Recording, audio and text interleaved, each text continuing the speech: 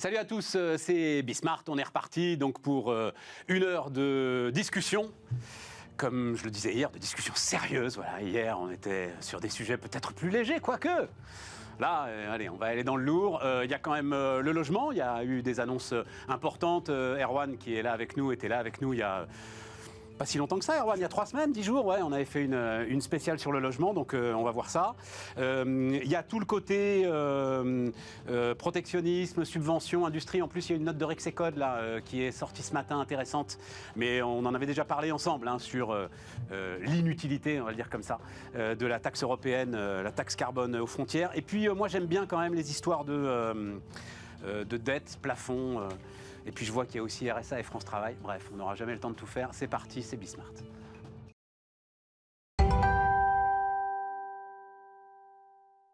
Donc, autour de la table, Jérôme Mathis, salut Jérôme. Salut Stéphane. Prof d'éco à Dauphine. Clément Enrat, salut Clément, Salut prof d'éco à la Sorbonne. Voilà. À Sciences Po. À Sciences Po et à la Sorbonne. Oui, surtout Sciences Po. Ah, surtout Sciences Po. Surtout Sciences Po. Bon, d'accord. Et Erwan Tison, directeur des études de l'Institut Sapiens. Salut Erwan. Je démarre avec toi, Erwan. Donc, effectivement, vous allez la voir d'ailleurs, hein, notre émission Logement. Elle n'est absolument pas datée, puisque pour le coup, le gouvernement a décidé de couper la pompe à finances. Donc, je reprends, c'est la phrase de Macron qu'on citait d'ailleurs, hein, quand on discutait ensemble il y a une dizaine de jours. On finance l'offre, l'investissement et la demande, et malgré tout, on produit moins, et c'est plutôt plus cher qu'ailleurs. J'ai vu un chiffre, on va revoir le chiffre que tu nous donnais, toi, sur les courbes comparées, logement, inflation, pouvoir d'achat. Donc on va voir ça. Et pendant qu'on voit ça, où est-ce que j'ai vu ce chiffre qui m'intéresse ? Voilà. C'est dans Le Monde que j'ai vu ça, rendons à César ce qui lui appartient. Près d'un tiers des jeunes ménages à faible revenu étaient propriétaires en 1973, contre 16% à peine 40 ans plus tard. Et dans le même temps, le loyer moyen des locataires a doublé par rapport aux revenus. Tout cela donc avec l'injection annuelle d'une 40aine de milliards par an de subventions sur le secteur. C'est implacable comme constat. Oui, tout à fait. Puis tu peux rajouter que dans le même temps, le taux, c'est un chiffre qu'on avait produit aussi sur les jeunes, le taux des... Remets-la la courbe, pardon. Le taux des seniors qui est devenu propriétaire a progressé de plus de 10 points. Donc en fait, il y a vraiment un effet d'éviction qui s'est fait d'un point de vue générationnel sur l'accès à la propriété. Tu peux ajouter un autre chiffre qui est le taux, la part du salaire incompressible, la part des dépenses non pilotables qui est allouée au logement, qui est de 68%, qu'on soit du premier décile, premier quartile, dernier décile, dernier quartile. Après, c'est la nature de la ventilation qui est différente. C'est exclusivement du loyer pour les plus précaires. C'est du remboursement de prêts pour les plus riches. Donc, du coup, en fait, il y a des problèmes qui sont extrêmement puissants et structurels dans le secteur du logement. Et je suis désolé, mais le CNR n'y répond absolument pas. Il y avait cette... CNR, c'était le Conseil national de la refondation. Non, mais on va y aller à la limite sur le CNR. Mais déjà, parce que l'ensemble de la profession là est furieuse. Oui. Notamment, il n'y a plus de nouveaux dispositifs de défiscalisation pour le logement locatif. Mais rajouter du pognon quand on a ce résultat-là, on se dit c'est quand même la folie, c'est recommencer tous les jours la même chose en espérant un résultat différent. On est d'accord quand même, Erwan. Oui, on est d'accord. Ouais. Mais fallait couper le truc à un moment, fallait couper le robinet, même si c'est violent. Le truc, c'est que pourquoi est-ce qu'on ouvre le robinet ? C'est ça la question. On ouvre le robinet parce qu'on cherche tant bien que mal à subventionner une offre, à créer un choc d'offres qui justement n'émerge pas. On sait que le gros problème, c'est qu'on ne sait pas construire. Alors, c'est séculaire, l'humain a toujours su construire des logements, mais depuis une trentaine d'années, on n'y arrive plus en France. Pourquoi est-ce qu'on n'y arrive pas ? C'est parce qu'il y a des problèmes principalement réglementaires et parce que tu as un problème d'inadéquation entre la localisation de l'activité et la localisation des biens. Donc ça, tout le monde le sait, c'est renseigné. On se dit effectivement qu'avec pas mal de stimuli aujourd'hui, budgétaires, fiscaux, via des investissements, tu pourrais justement abonder en termes de cash pour justement faire en sorte que tu aies des logements qui sortent de terre. Mais d'un autre côté, tu mets des contraintes sur les maires bâtisseurs, tu leur coupes la seule incitation qu'ils avaient à autoriser des permis de construire, qui est la taxe d'habitation, et d'un autre côté, tu crées une classe de logement vert, qui est vert et qui du coup est une nécessité écologique, mais qui du coup avec des contraintes qui sont absolument incroyables, et en plus de ça, tu retires du marché des biens qui du coup ne correspondent pas à un certain... Donc en fait, on pense, qu'encore une fois en France, on voit ça uniquement par l'onglet budgétaire. On se dit, si j'augmente les vannes budgétaires, je vais pouvoir résoudre le problème structurel, alors que le problème structurel, il est clairement normatif. Il y a, si tu veux qu'on attaque sur le CNR, parce que j'ai un petit peu Non, parlé, mais je suis pas sûr, moi. non, ok. On n'a pas beaucoup de temps, on a plein de sujets, quoi, tu vois. Le CNR, il sert à rien, point à la ligne, on le sait, quoi. Voilà. Sur le côté budget, on coupe les budgets, mais dans ces cas-là, on aurait peut-être pu assouplir certaines choses au niveau notamment du HCSF, donc du coup pour la HCSF au Conseil à la stabilité financière, qui est en fait si tu veux, c'est surtout ce qui concerne les ménages et leur accès au prêt. On aurait pu lâcher un peu certains trucs. On dit, OK, on coupe certaines subventions. Au-dessus des 33%, donc. On aurait pu. Le taux d'effort, comme je disais la dernière fois, le taux d'effort d'un ménage du Q1, Q2, il est de 40%. Donc, à quel moment on se dit, la personne, elle peut allouer 40%. Mais oui, mais Erwan, si tu fais ça, alors que tu n'as pas résolu les problèmes que tu... Non, mais c'est un tout, bien sûr, mais c'est un tout. Non, c'est pas un tout. Oui, mais si tu fais ça avant de résoudre les problèmes, alors tu réintègres dans les prix l'ensemble des subventions et des systèmes de subventions que tu vas donner. Je suis d'accord, mais là, le problème, c'est que tu as aujourd'hui une pénurie de logements qui existe déjà sur le marché. Oui, mais il faut résoudre les problèmes structurels. Bien sûr, mais le problème, c'est qu'aujourd'hui, il faut construire dès aujourd'hui, tout en lâchant justement les normes qui pèsent sur le logement. Il faut libéraliser ce secteur-là. Le problème, c'est qu'on sait que la libéralisation, elle va prendre du temps, la construction, on en a besoin tout de suite. Donc il faut faire les deux. Tu ne peux pas avoir une politique structurelle en te disant « j'attends effectivement de libéraliser et puis la construction viendra derrière ». Tu sais ce que je pense, hein. Le préfet, hop, on retire le permis de construire au maire, bim, on y va, 5 ans. Je reconnais bien. Oui, parmi les contraintes dont politique à la après-guerre, tu vois. Voilà. Ouais. Allez, on y va. Construction. Exactement. Parmi les contraintes dont tu parles, il y en a une additionnelle, c'est la politique de limitation de l'étalement urbain. En plus, c'est qu'en France, les villes sont clôturées sur elles-mêmes. C'est pas le cas partout. Aux États-Unis, c'est totalement l'inverse. Les villes ne cessent de s'étaler. Alors vous me direz, il y a plus d'espace aussi aux États-Unis si on exclut la côte est.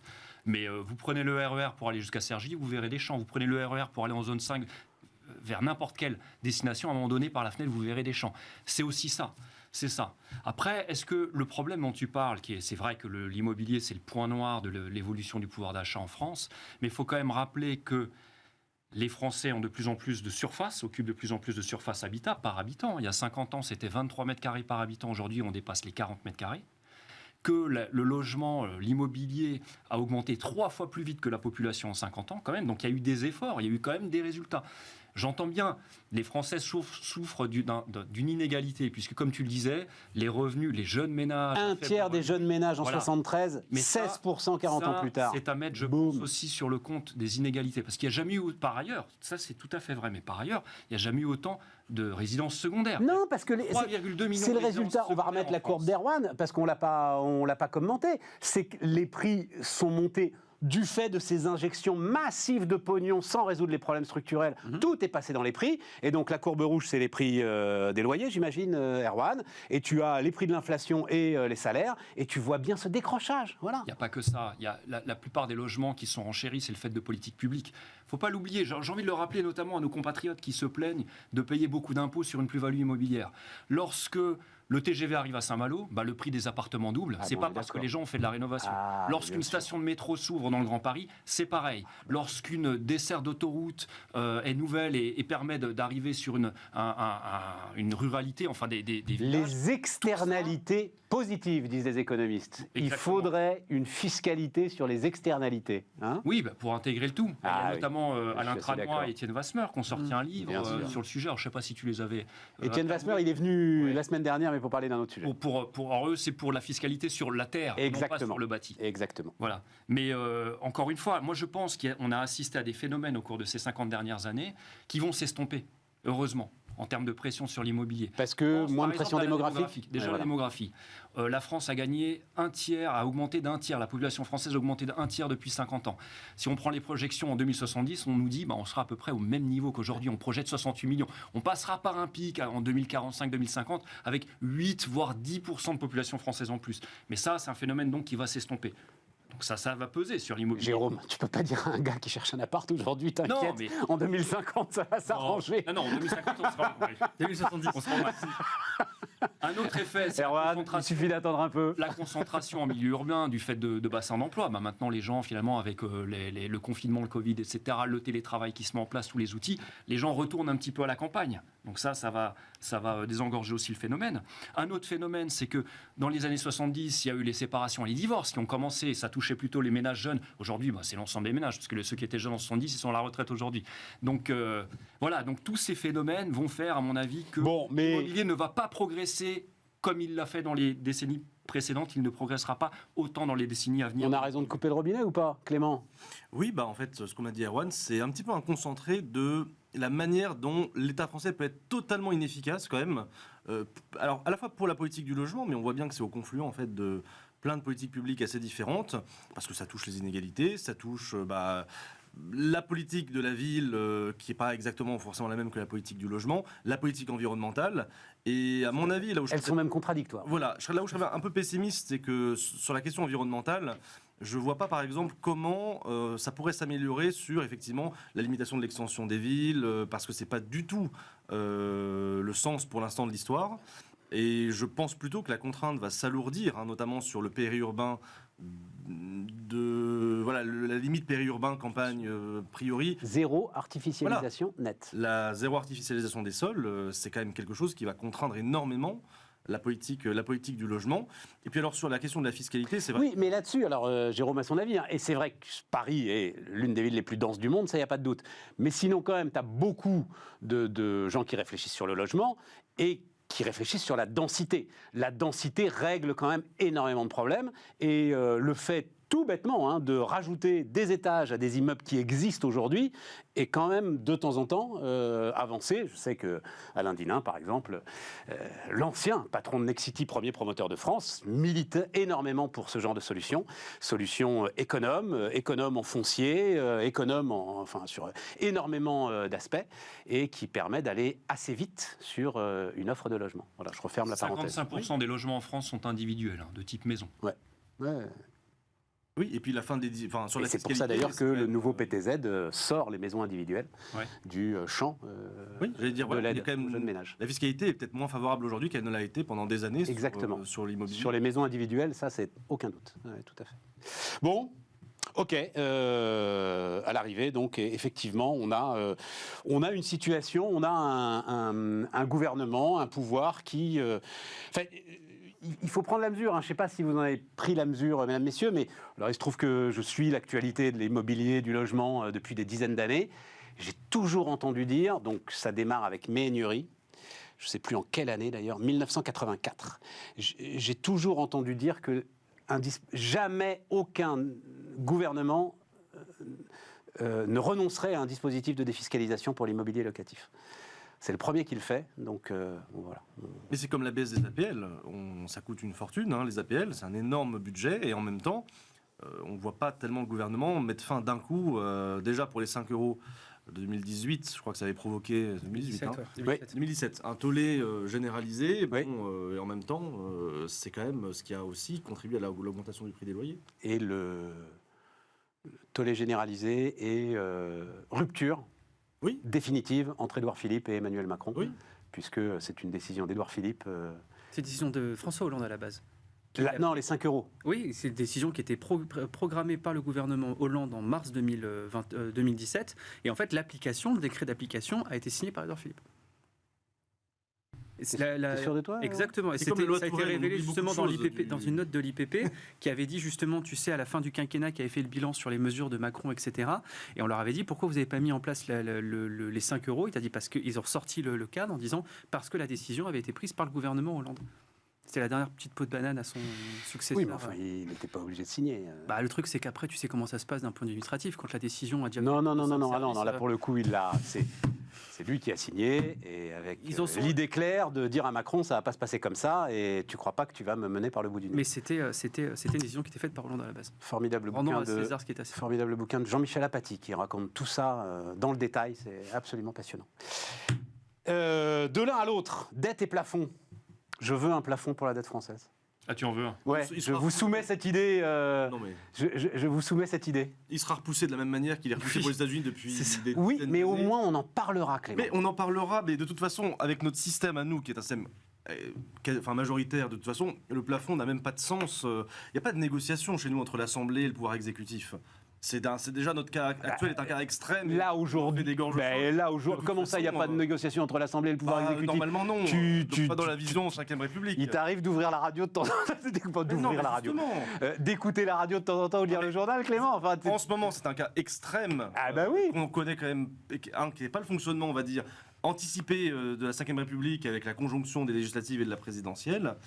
Et deuxièmement, même actuellement, on voit bien que le gouvernement ne discute pas énormément sur les projets de loi de finances ou sur les projets de loi de finances de la sécurité sociale. C'est le 49.3. Et puis de toute façon, s'il y avait un plafond de dette, ce serait en fait dans une annexe du projet de loi de finances et boum, ça passerait exactement de la même manière. À mon avis, humblement, notre fonctionnement administratif et institutionnel rend ce type de mesure étonnant parce que celui qui décidera du plafond de dette sera le pouvoir exécutif. Parce qu'il aura le contrôle des députés, soit de fait, comme c'est en général le cas, avec une assemblée majoritairement favorable au président, soit, quand c'est pas le cas, avec les articles qui prévoient de contourner complètement le débat parlementaire, et on mettra non pas un projet de réforme des retraites en annexe d'un projet de loi de financement de la sécurité sociale, mais au projet de loi de finances, et puis boum, rendez-vous dans 5 ans. À mon avis, le plafond de dette a un sens quand il y a des deux parties qui doivent négocier. Je ne suis même pas sûr que ça ait un sens de ce point de vue-là. Tu crois pas que tu auras de temps en temps ce moment quand même là, cette espèce de temps suspendu où chacun prend conscience que ça peut s'arrêter, voilà, que si on trouve pas un accord, je crois que depuis Louis XIV, rien ne s'arrête en France avec la dette. Non, je pense que ce sera traité de manière extrêmement cavalière. Le président relève le plafond de la dette, les députés votent, puis s'ils ne sont pas d'accord, on le met à une annexe de projet de loi de finances, et puis terminé. À mon avis, ce sera un détail administratif pour le gouvernement. Et puis je vois pas les autres dire que... Non, franchement, je pense que ça n'a pas de sens. Jérôme, tu es d'accord ? Je pense que les Français n'ont pas du tout le même rapport à la dette que les Américains. Les Américains, pour eux, ils ont surtout en tête plus de dépenses publiques, ça veut dire plus d'impôts. On les compte parce que l'impôt, pour eux, c'est une privation de liberté. C'est vous m'enlevez de l'argent avec lequel j'aurais pu soigner ma famille, éduquer mes enfants, etc. En France, c'est pas du tout ce rapport-là. En France... bien sûr, il y a des gens il y a beaucoup de Français qui trouvent qu'ils payent trop d'impôts, mais quand on parle des grandes dépenses du budget de l'État, etc., les Français sont pas trop réfractaires à ce que d'une année sur l'autre, on dépense de plus en plus. Justement, donc, de temps en temps, on leur dirait, et on parlerait plus, moi ce que j'aime bien, c'est qu'on parle plus en pourcentage de PIB, de trucs, c'est lunaire, personne n'y comprend rien. Ouais. Non, à un moment, c'est, voilà, on est à... même moi d'ailleurs, je connais pas le chiffre, tu vois. Non, c'est pour ça que il faut un plafond. Okay. Le montant total, 2800 milliards ? Oh, 3 000. Ouais, 3 000 milliards. 3 000 voilà, milliards. Oui, on est juste en dessous. Voilà, c'est ça. On n'a pas passé les 3 000 milliards. Voilà, peut-être qu'on l'a passé la semaine dernière. On devrait le passer au mois de juin, normalement. Oui. Voilà, on devrait le passer. On a 3 000 milliards. Bon, il y a 300 milliards qui doivent être négociés, enfin d'obligations qui doivent être émises par roulement aujourd'hui. Alors, la France sort d'un contexte de taux négatif par lequel on remboursait en valeur réelle moins que ce qu'on avait emprunté. Ouais. Maintenant, on est avec cet environnement de taux d'intérêt qui sont poussés à la hausse par l'inflation, ce qui fait qu'on rembourse plus en nominal, mais moins en valeur réelle. Puisque il y a 3 ans, la France, à 10 ans, les obligations de l'État français, il y a 3 ans, elles étaient à taux négatif, il y a 2 ans à 0, il y a 1 an à 2%, maintenant elles sont à 3%. Mais le taux d'inflation annuel, il est de 6%. Oui, donc en valeur réelle, ça reste la bonne affaire, j'ai envie de dire, pour le gouvernement. Attention. Avec peu d'obligations indexées, quelques-unes, enfin 10%. Ouais, 10% de la dette indexée sur l'inflation. Ouais. Mais attention, le jour où on sort de tout cet environnement qui est assez favorable aux finances publiques, parce que là, on aura un effet mécanique. Donc dans 6 ans, on est sur une maturité moyenne de 8 ans. Je crois que c'est ça. La maturité moyenne de la dette française, c'est 8 ans. On sort de combien là ? On a 2 ans et demi de belle inflation là. Voilà, donc dans 5-6 ans, le réveil sonne. Voilà. Attention. Et les taux seront le discours qui est toujours de dire en ce moment, nous vivons une crise, donc cela justifie un petit peu plus de dépenses. On sera toujours là-dedans. Il y aura toujours une crise. Même si on a un plafond. Oui, mais alors, c'est pour ça que je revenais sur le rapport des Français au plafond. Je suis d'accord avec toi sur le côté, il serait bien de mettre un plafond, mais je suis aussi d'accord avec Erwan quand il dit, mais politiquement, ça n'aura quasiment aucun effet, puisque finalement, les Français seront pour une constante réhausse de ce plafond. Erwan, c'est Clément qui donnait son point de vue. Mais Erwan est d'accord avec Clément. Erwan est d'accord avec Clément. Vous êtes tous d'accord. Déjà, tu as une classe politique française qui est extrêmement détophile. Donc, tu vas avoir un plafond qui va ne cesser d'augmenter. Détophile. Comment s'appelle Donne-nous la définition.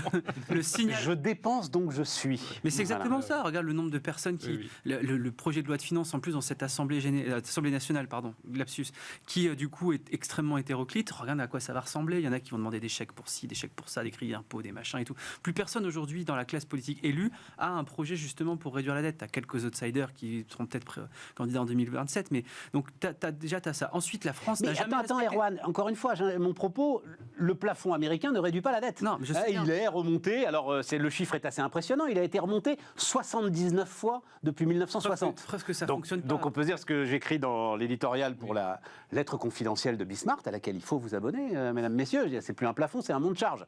Voilà, c'est même un toit ouvrant, là, en fait, tu vois, c'est-à-dire le truc, puisqu'en plus, là, ils se mettent d'accord, pendant 2 ans, on n'en parle plus. Et on en reparle, et ça aussi, c'est intéressant, mais tu as raison, c'est spécifique aux États-Unis. On en reparle entre l'élection présidentielle et l'intronisation du nouveau président. Dans ce moment qui, normalement, est un moment à peu près consensuel et bipartisan aux États-Unis. Donc c'est vrai que ça, et là on l'a bien vu, alors qu'on pensait qu'on allait à l'affrontement, ils ont réussi à nouveau à se parler et les modérés des 2 camps ont réussi à trouver un accord.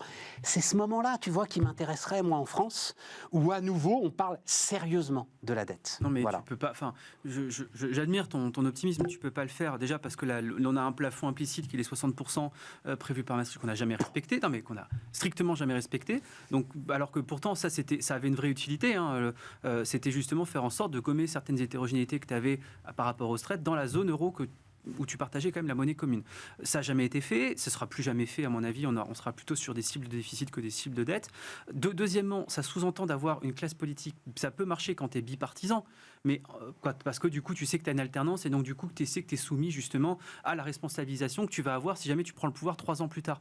Mais nous, dans une optique où tu c'est ce que disait Clément, 5 forces différentes, tu n'as plus du tout une prime à la responsabilité, tu as plutôt une prime à la radicalité. Et dernièrement, je ne vois pas effectivement le signal envoyé au marché de dire effectivement on va fixer un seuil. Alors on est en France, on va dire bah tiens on va mettre, je sais pas, je vais dire ce qui correspond 3500 milliards. Voilà, 3500 milliards. Les marchés vont se dire oh là là, du coup ça veut dire qu'ils vont de toute façon émettre, mais ça veut dire aussi qu'il n'y a aucun respect qui va être fait par rapport justement à l'assainissement des finances publiques dans les prochaines années. Comment tu réagis dans ces cas-là justement avec des spreads qui du coup ne feront que mécaniquement augmenter? Et si après tu renvoies comme message de manière... Je comprends ce que tu dis. Tu dis si le plafond est à 3500 milliards, c'est en fait une incitation à monter au plafond. Mais bien sûr. Et à ce moment-là, on regardera ensuite Clément. Qu'est-ce que vous voulez ajouter ? Encore une fois, tu disais le préfet doit avoir le permis de construire, mais quand même, dans la Ve République, il y a la conception de l'Assemblée nationale est un peu particulière, et en particulier sur les projets de loi de finances, il n'y a quand même quasiment aucune initiative parlementaire possible. Il faut rappeler que les projets de loi de finances dans la Ve République sont à l'initiative du gouvernement, que la Commission des finances... Évidemment, elle travaille sur le projet de loi de finances, mais enfin que les parlementaires font pas du tout ce qu'ils veulent sur le projet de loi de finances. Et donc, on n'est pas du tout dans une démocratie où le Parlement est responsable à proprement parler de la dette, ni même vraiment des finances publiques. Chez nous, c'est quand même le pouvoir exécutif. Et normalement, en période de majorité, la question ne se posera pas.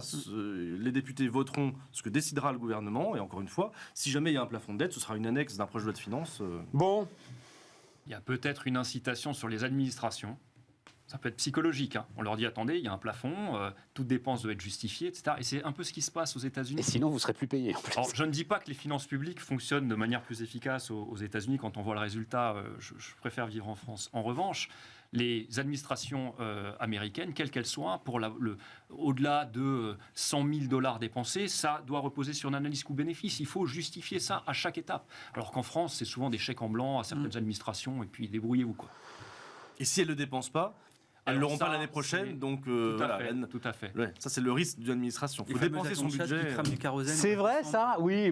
Ah oui, il y a pas mal de choses où si c'est pas dépensé. Vous êtes tous trop jeunes pour avoir fait votre service militaire, mais c'est ce qu'on racontait dans les casernes de mon temps. Même toi, Jérôme, tu es trop jeune. Quand j'étais gamin, je voyais des camions rouler en permanence et on m'expliquait que c'était pour utiliser l'essence. C'est vrai ? L'essence, voilà. J'ai toujours cru que c'était une légende urbaine. Ouais. Je pense pas. C'est pour ça qu'il y a certains pots. On dit un mot. Certains pots de fin d'année dans certaines administrations qui valent vraiment le coup. On dit un mot de cette note de l'Institut des politiques publiques, donc qui, vous l'avez peut-être vu ou pas, analyse sur les chiffres Erwan de 2016, visiblement qui sont des données d'ailleurs très très rares, sur la fiscalité et notamment la fiscalité des plus riches. Et les auteurs de l'étude mettent en avant un concept que moi j'ai découvert, qui paraît qui est connu en fiscalité, mais que moi j'ai découvert, qui est le revenu économique. Pour la faire courte, mesdames et messieurs, leur idée c'est que les bénéfices non distribués des entreprises doivent être considérés comme le revenu des actionnaires qui contrôlent ces entreprises. Ils mettent un seuil de 10%, mais on comprend bien qu'ils doivent être considérés comme le revenu des actionnaires qui contrôlent cette entreprise. Je trouve ça ahurissant. Voilà, donc Erwan, tu as lu la note. Tu partages mon... Oui, tout à fait. Non, mais je disais hier, ça s'appelle quand même les fonds propres de l'entreprise, hein, ça, à un moment. Voilà, fonds propres, ça veut dire ce que ça veut dire, que tout n'appartient pas à l'État quand même. Enfin, la note est très bien faite d'un point de vue méthodologique, parce qu'il y a quand même des tronches à l'IPP. Mais effectivement, c'est toujours cette vision que tout ce qui n'appartient pas à l'État doit appartenir de toute façon, d'une façon ou d'une autre à l'État. Tu as très bien résumé. Bon, voilà. J'ai pas regardé la note. T'as pas regardé la note, le concept... Qu'est-ce qu'ils font des investissements quand l'entreprise réinvestit ses bénéfices? Ah, là, ça va. C'est tout ce qui est... Alors, le terme comptable, c'est report à nouveau.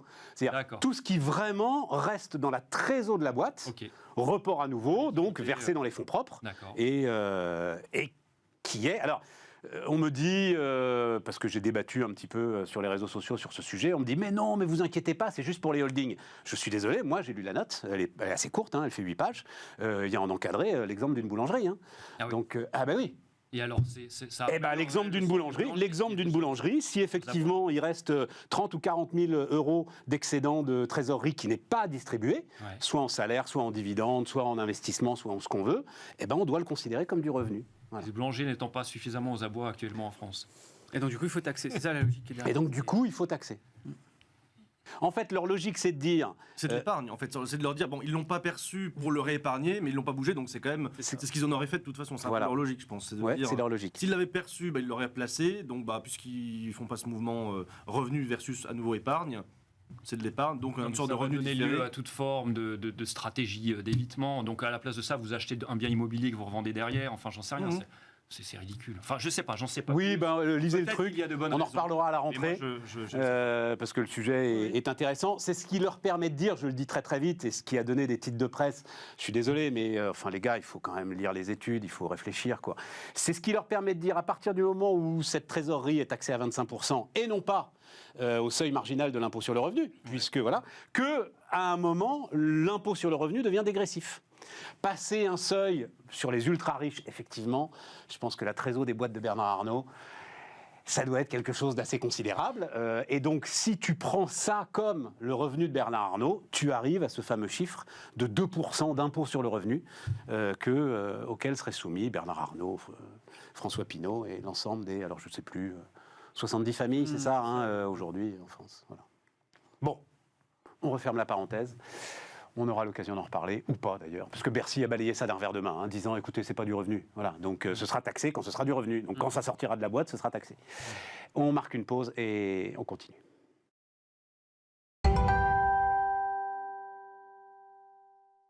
On repart donc. France Travail, RSA. Finalement, le gouvernement modifie sa position sur le RSA. Les 15 invateurs ne seront pas dans la loi, dit Olivier Dussopt. Néanmoins, il y aura. Alors, ça, c'est des précisions qui ont été d'ailleurs apportées sur Bismarck par Thibaut Guilluy, le haut commissaire à l'emploi. Il va y avoir. Alors, Guilluy dit il faut entre 2,3 et 2,7 milliards d'euros sur 3 ans pour renforcer l'accompagnement des allocataires du RSA, sachant que, et là tout le monde est à peu près d'accord, le système est fortement défaillant. Là aussi, on va peut-être revoir ce que je vous avais déjà projeté comme image, c'est-à-dire le nombre d'allocataires. Alors c'est pas super clair et puis je l'ai pas là devant moi, mais est-ce que j'ai les proportions là? Disons qu'on a une proportion quand même très très importante d'allocataires. Voilà, 40%. Ah non, ça c'est sur les contrats jeunes. On a une proportion de toute façon très très importante d'allocataires du RSA. Voilà, c'est ça. Un tiers supérieur à 2 ans. Ouais, c'est ça. Voilà, le chiffre que j'avais lu, c'est que 7 ans après leur inscription au RSA, il y en a 47% qui sont toujours au RSA. Voilà. Donc ça, c'est les chiffres de la Cour des comptes. On en avait discuté ensemble, vrai. Jérôme. Hein Ouais. Alors, et toi, tu étais assez favorable à ces 15 à 20 heures. ouais, j'étais assez favorable. Alors, je déplorerais un abandon total, mais je crois que c'est pas un abandon total. Non. On n'inscrit pas dans la loi. Et c'est un accompagnement. Exactement. Ce que propose le ministre, c'est qu'il y ait une négociation au cas par cas. Alors, On va attention, signer un contrat avec les allocataires. un contrat avec les allocataires. Alors, la négociation au cas par cas veut potentiellement dire que ça dépend aussi de la personne qui s'occupe de votre dossier. Il y en a qui vont être durs, il y en a qui vont être plutôt souples, qui voudront acheter une forme de paix sociale en ne demandant rien en retour, etc. Donc, c'est un peu ce qui est dommage, je dirais. C'est que quand c'est pas inscrit dans la loi, il y a un pouvoir discrétionnaire des agents qui n'est pas toujours en leur faveur, parce qu'il y en a qui, je pense, font un métier où parfois ils ont un peu peur d'annoncer des décisions qu'ils prendraient face à des gens qui peuvent devenir violents, etc. Donc voilà. Bon, mais c'est dans le chiffre que tu as donné, où il faudrait quand même plusieurs milliards d'euros sur la table. C'est pas moi, c'est le chiffre de Guy Lui. Oui, mais ce que je veux dire, je n'ai pas regardé ce chiffre. Est-ce qu'il prend actuellement le cas des non-recours qui, de facto, maintenant, vont le percevoir? Il y a quand même 34% de non-recours de RSA. Alors, de facto, vont le percevoir. On va voir. Il y a des expérimentations qui sont lancées sur le non-recours. C'est le projet de Macron. C'est le projet de Macron, tout à Son fait. programme présidentiel, Absolument. Qui est de dire les aides sociales maintenant seront versées automatiquement. Absolument. Donc ça renchérirait encore plus, je pense, le coût Tout à fait. de l'encadrement. Tout à fait. Il faut voir. Non, il faut quand même avoir un chiffre en tête, et là aussi c'est Guy Lui qui le dit. Hein, alors, allez voir cette interview si ça vous intéresse, c'est avec Arnaud Ardouin, c'est très très intéressant. Il dit aujourd'hui c'est quand même 3 contacts par an, dont un mail, Oui, avec un allocataire du RSA. C'est-à-dire t'envoies un mail au mec... suivi au minima. C'est un suivi au minima, pourquoi? Parce que chaque conseiller s'occupe de plus de 90 personnes. Mais qu'est-ce que tu... Enfin, modélise ça dans du temps de travail basique, 90 personnes à suivre. Enfin, c'est quelque chose d'impossible. L'équivalent en Allemagne, c'est 38 personnes par conseiller. Donc, c'est pour faire baisser, c'est pour embaucher du monde, pour essayer de faire baisser ce chiffre de conseillers suivis et essayer de rendre le truc plus efficace. Oui. Clément? Je crois qu'il y a 2 débats assez différents.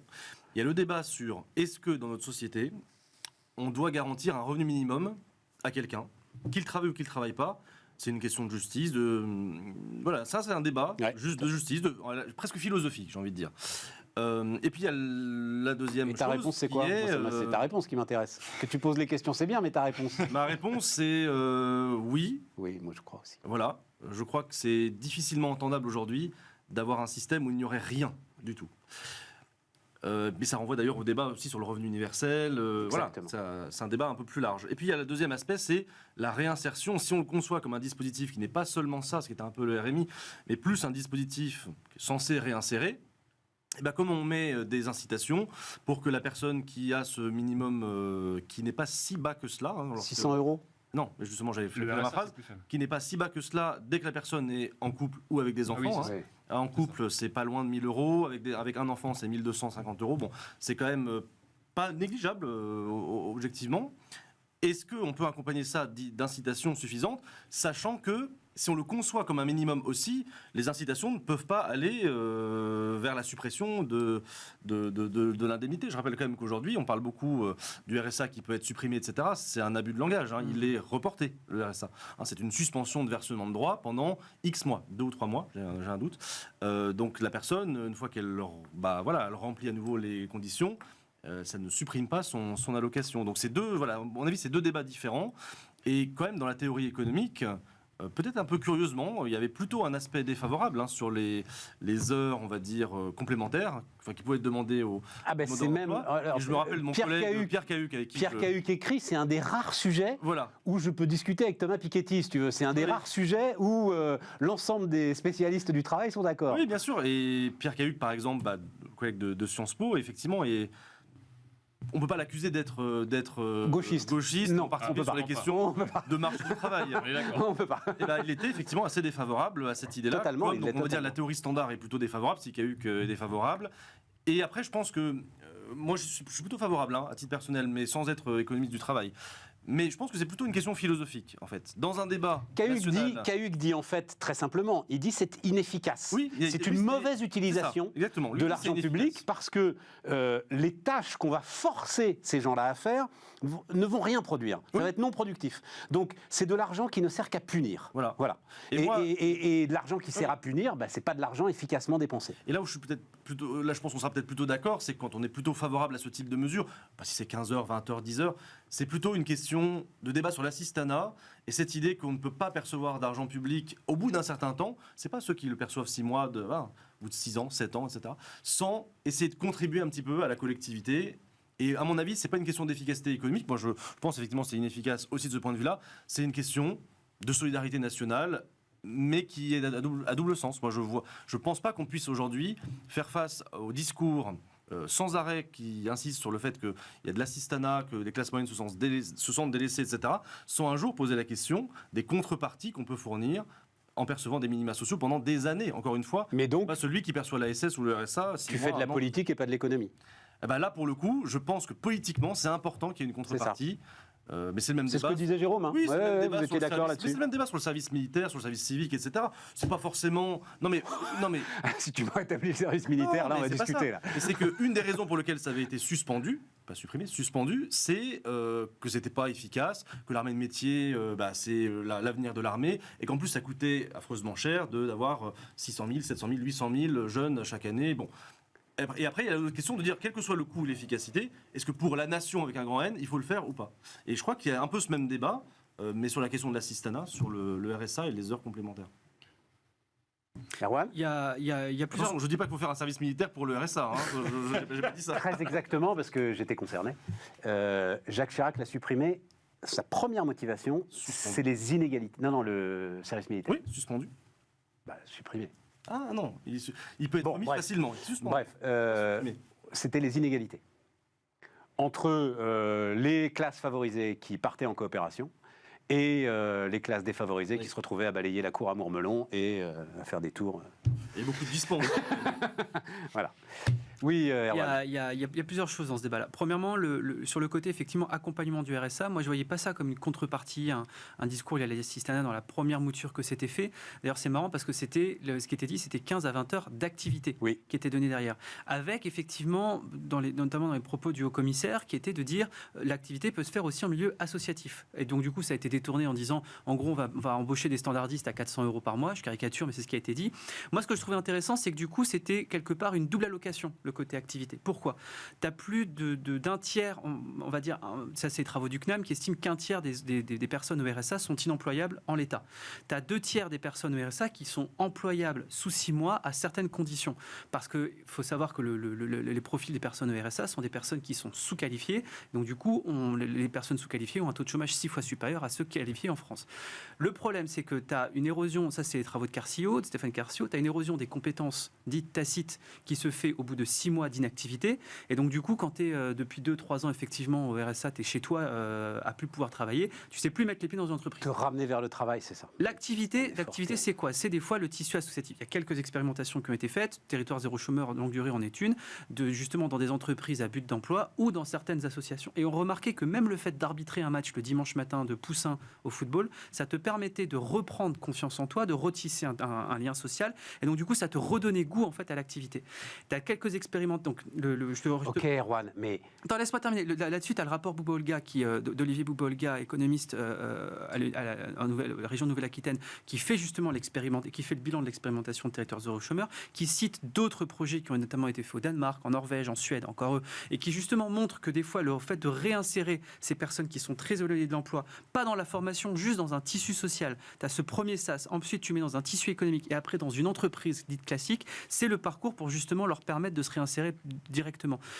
C'est sûr que si jamais tu conditionnes, tu dis le RSA, si jamais vous ne faites pas 15 heures, vous ne l'avez plus, ça ne marchera pas. Mais si jamais tu dis, moi je vais m'appuyer sur les 2,4 millions d'associations qu'il y a aujourd'hui en France, à côté de chez vous, pour essayer d'identifier les 2 tiers des profils qui peuvent dans l'année justement revenir en emploi, et donc du coup c'est un accompagnement non monétaire qui est complémentaire de l'accompagnement monétaire, je pense que là du coup tu peux arriver à faire quelque chose. Mais pour ça il faut du coup, et c'est le but de France Travail, mettre en réseau toutes les forces vives sur le territoire. Voilà, c'est le but de France Travail.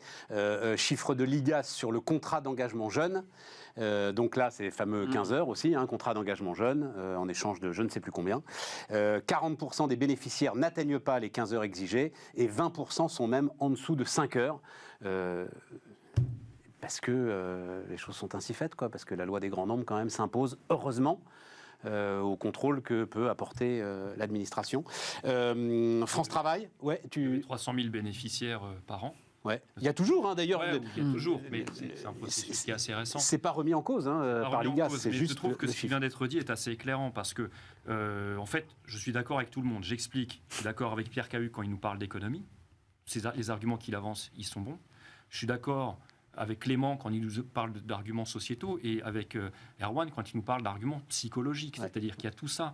Donc l'argument des économistes, c'est de dire attention, les gens qui ne sont pas en emploi, il faut leur laisser la liberté d'essayer d'en trouver un et leur imposer des contraintes horaires, c'est inefficace, ça va entraver leur recherche d'emploi. Mais ce que tu dis est très juste, c'est-à-dire les gens qui sont au RSA depuis un certain temps, tu projetais ce camembert où on voit qu'il y a une forte proportion de gens qui y sont depuis plus de 5 ans.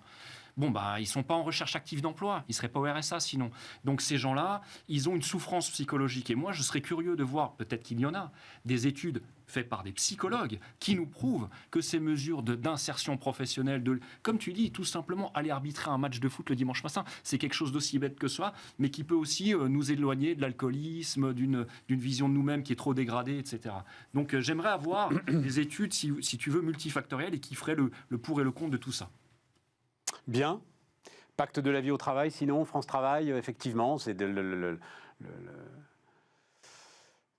on tient compte des erreurs qui ont été faites au moment de la fusion de la NPE et de l'UNEDIC. Oui.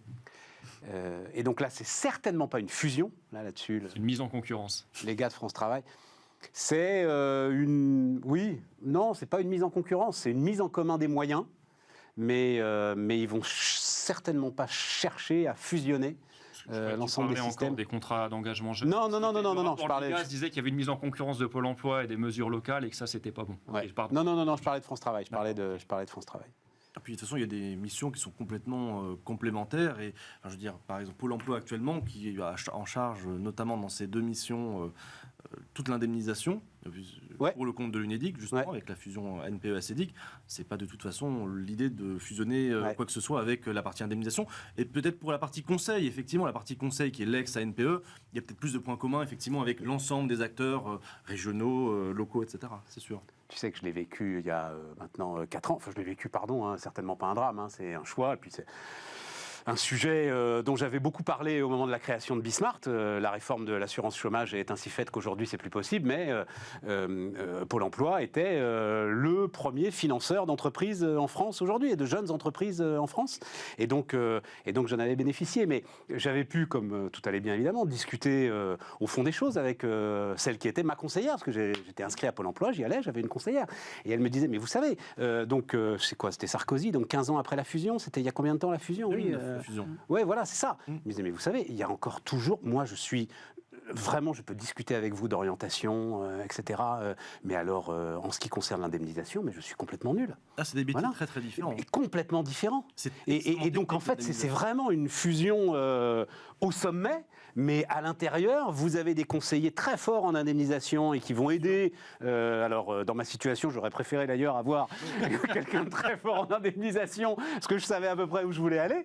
En revanche, sur l'ACRE et sur tous ces dispositifs, bon, c'est pas très compliqué, hein, ça va. Qui changent régulièrement. Et qui changent régulièrement. Bon, mais peu importe. Mais pour dire que voilà, c'est pas si simple. Ce sont des expertises. C'est des équipes différentes. Mais bien sûr. J'ai la chance d'avoir une mère qui travaille à Pôle Emploi depuis. Ah bah alors, bah voilà. Et alors, elle est spécialiste indemnisation ou elle est spécialiste orientation? Conseil. Orientation. Ouais, et justement, donc elle venait de la NPE et effectivement, c'est des équipes qui sont complètement séparées. Puis elle m'a toujours dit, on ne peut pas être dans les deux. Donc ils ont abandonné ce projet au bout de quelques années parce que il n'y a en indemnisation que des cas particuliers. Ouais. C'est-à-dire que chaque personne a un cas particulier et même quand les équipes d'indemnisation travaillent entre elles, elles ne tombent jamais pile sur le même montant parce que, encore une fois, quelqu'un qui a été interrompu 4 mois puis qui a repris 6 mois et puis qui a des primes, il y a certaines primes qu'on n'inclut pas. Comment est-ce qu'on prend en compte la partie des primes? De toute façon, il n'y a que des cas particuliers, donc c'est un vrai métier de technicien, un peu austère, même le calcul d'indemnisation. Et aujourd'hui, c'est vraiment des équipes différentes, même si tous les conseillers ont quand même une formation minimale sur l'indemnisation. Il nous reste à voir, mais on aura fait les 4, bravo les gars. Industrie, protectionnisme, subvention. Là aussi, je vais aller très très large. Vous demander un petit peu... Ah oui, j'avais bien aimé le titre des Échos. Après donc l'aide de 2,9 milliards pour la nouvelle usine de semi-conducteurs de ST Micro, après l'épidémie des giga-usines, voilà l'épidémie des méga-subventions. Pas mal le titre. Ouais, c'était pas mal. Hein. Non, c'était pas mal. Bon, votre sentiment là-dessus? Je ne le vois pas comme une épidémie. C'est-à-dire, je pense que ce n'est pas néfaste, mais plutôt bénéfique. Ouais. Oui, il y a des enjeux géopolitiques déjà.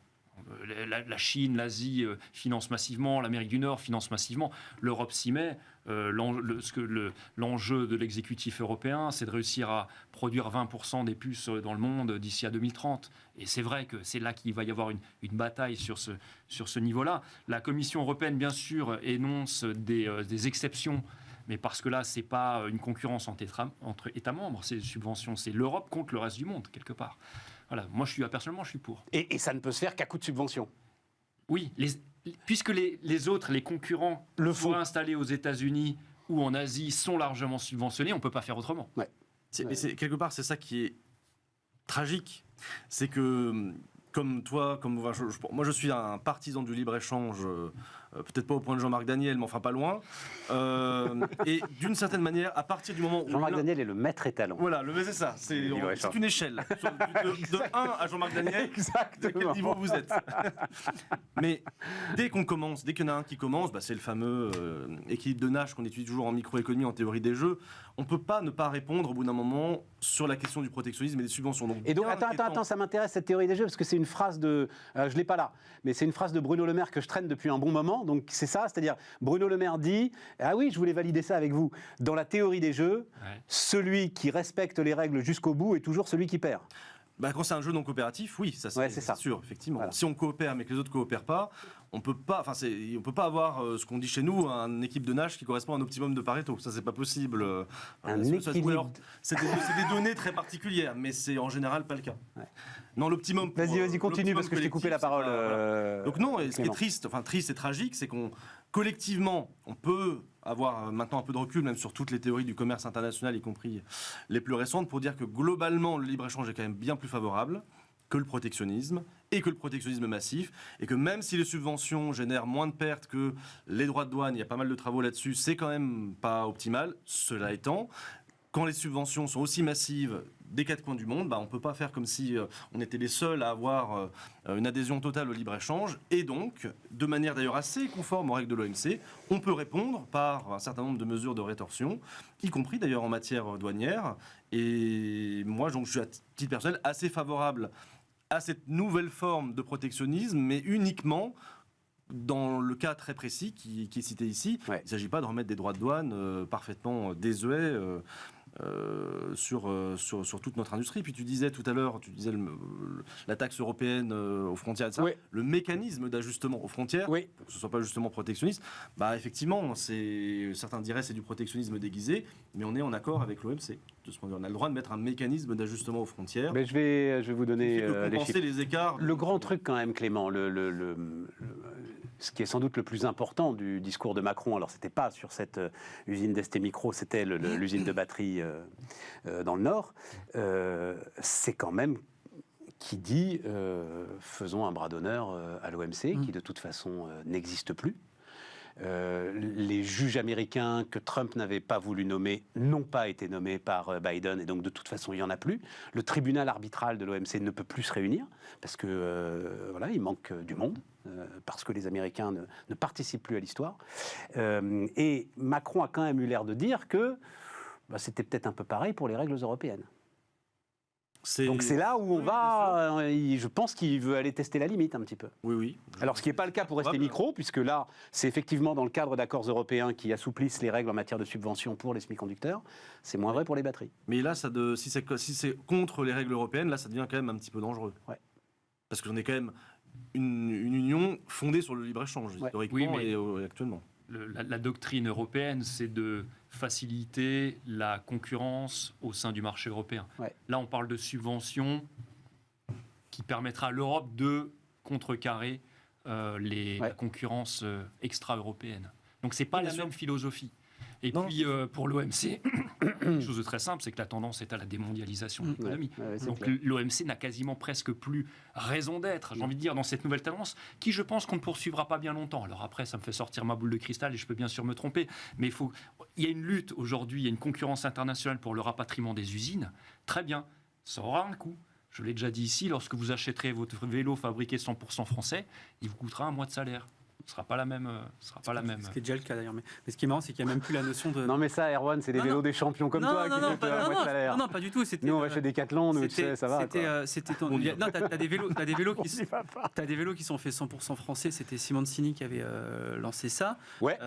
Dans les usines Seb d'ailleurs aujourd'hui. Mais c'est pas 100% français. Mais non, il a du Shimano comme tout le monde, tu vois. C'est pas français. Voilà. Et les batteries sont pas françaises. Après, rien ne sera 100% français. Après, t'as rien de mieux que Shimano aussi en termes de groupe. Ça, c'est un autre sujet. Ce qui me manque, c'est que la notion de nationalité n'est pas du tout adaptée. C'est-à-dire qu'en fait, on est passé d'un prisme de la souveraineté et de presque du protectionnisme qui était post-Covid à se dire il faut qu'on développe nos champions nationaux à il faut qu'on ait de la disponibilité nationale.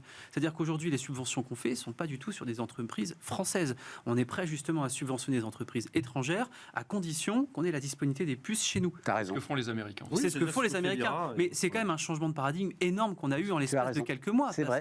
On voulait nos champions nationaux ou européens. Maintenant, tout ce qu'on veut, c'est les puces chez nous. Oui. Et je pense qu'il y a un... Alors, en l'occurrence, pour les batteries, ACC, c'est co-entreprise Daimler, Total, Stellantis. C'est pour ça que je te parle des puces. On est chez nous, là. C'est pour ça que je te parle des puces. Parce que les puces, en plus, tu as quand même un enjeu géopolitique, mais je ne me lancerai pas dessus, qui est quand est-ce que la Chine envahira Taïwan et quand est-ce que le monde entier sera autosuffisant en puces pour justement ne pas regarder quand la Chine envahira Taïwan. Ça, c'est un autre débat. La question qu'on a justement par rapport à ce paradigme-là, c'est moi, les travaux de Raoul Prebisch, un économiste argentin que je trouve absolument fantastique dessus, qui sont de dire, en fait, la vraie souveraineté, c'est pas justement d'être autosuffisant, c'est de pouvoir justement choisir ses propres dépendances. Et là, on est en plein dedans. C'est-à-dire que je pense qu'on a été traumatisé et collectivement par la diplomatie du paracétamol qu'on a eu au mois d'avril 2020, quand l'Inde ferme tout et rouvre tout un mois plus tard, quand les États-Unis disent si vous faites ça, vous n'avez plus d'armes. Si vous n'ouvrez pas au monde entier. Et donc, du coup, on s'est dit, en fait, il ne faut pas qu'on puisse fabriquer tout de la cafetière au vélo en passant au réacteur nucléaire, mais il faut qu'on soit extrêmement autosuffisant sur des produits dont la disponibilité doit être immédiate, en cas justement de fermeture de certaines chaînes de valeur asiatiques. Et surtout, il faut qu'on ait des moyens de s'hyper spécialiser sur certaines technologies pour pouvoir justement faire du chantage à d'autres. Et en ça, justement, on a abandonné complètement la notion de nationalité de ces entreprises-là. Et je trouve ça assez fascinant, en fait. Vous n'êtes pas d'accord sur l'économiste argentin? Non, mais parce qu'il m'a cité Prebisch, le néo-marxiste. Mais qui disait des trucs sympas quand même. Il disait de temps en temps, 1 sur 100 trucs qu'on pouvait entendre. Les vieilles théories du développement de Prebisch. Je suis contraint de temps en temps à les enseigner à mes étudiants, mais pitié, voilà. On ne passera pas plus de 10 minutes sur cette partie du cours. Et là, il y a des choses intéressantes sur la réciprocité des échanges et des dépendances. Même une bon, enfin, c'est vieux comme Ricardo, ça, quand même. Et bien sûr. On est d'accord. Enfin, en l'occurrence, on réinvente pas grand-chose, là. Enfin, tout est écrit depuis qu'il y a des hommes et depuis qu'ils pensent. Oui. Oui, sauf que l'époque de Ricardo, il n'y avait pas cette idée que tu pouvais importer de la compétence sur ton territoire et du coup, ça fait le lien avec ce qu'on disait avant sur la dette, sur le logement, etc. C'est donc, du coup, la nécessité maintenant, c'est d'avoir un cadre d'attractivité qui soit excellent pour ce genre de compétences-là. C'est ça. Et plus, du coup, d'avoir un cadre d'attractivité pour créer, développer nos propres entreprises. Et ça change aussi la politique publique et la politique d'aménagement du territoire. On va voir notamment la politique du logement qui va se dérouler dans le Nord-Pas-de-Calais dans les prochaines années. Très intéressant. Je pense que les maires bâtisseurs les maires n'auront pas le choix d'être bâtisseurs parce que là, ils vont avoir les préfets et les présidents de région qui vont leur tordre le bras en leur disant les cocos, c'est l'avenir quelque part de l'économie de la région qui se joue là. Exactement. Et Elisabeth Borne en a parlé. C'est la première fois d'ailleurs que j'entends ça. Ça m'a moi aussi beaucoup intéressé, où elle a dit qu'il fallait prévoir les logements à côté des usines. Et pas n'importe quel type de logement. Oui, alors donc les chiffres de Rexecode, on va juste finir là-dessus parce qu'on est au bout. Mais effectivement, donc ils ont désossé la taxe d'aménagement aux frontières, c'est quoi le terme exact? Le mécanisme d'ajustement aux frontières.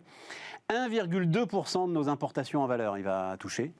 À peu près 7 milliards de nos 175 milliards d'importations. Tout ça pour ça. Mais en face, tu as la perte des crédits carbone gratuits. Et donc, tu as un acier produit en France qui va augmenter de 20%. Et en gros, d'une manière générale, l'UE va récupérer à peu près 2 milliards d'euros donc, de cet ajustement aux frontières, mais faire peser une charge supplémentaire de 45 milliards d'euros sur ces industriels. Voilà, on va dire qu'en termes de politique publique, pour favoriser la compétitivité, on a peut-être fait mieux. Au moins, c'est pas protectionniste, là. On pourra Au pas moins, dire c'est pas protectionniste. Oui, voilà, c'est ça. Si en plus, oui. Merci, chers amis. Plaisir. Merci Stéphane. Merci pour tout ça. Mais Denis Ferrand viendra nous voir la semaine prochaine, de toute façon, de Rexecode. Donc, on pourra parler de tout cela très, très largement. Demain, évidemment, vous avez rendez-vous avec Aurélie Planex. Et nous, donc, on se retrouve lundi pour de nouveaux débats.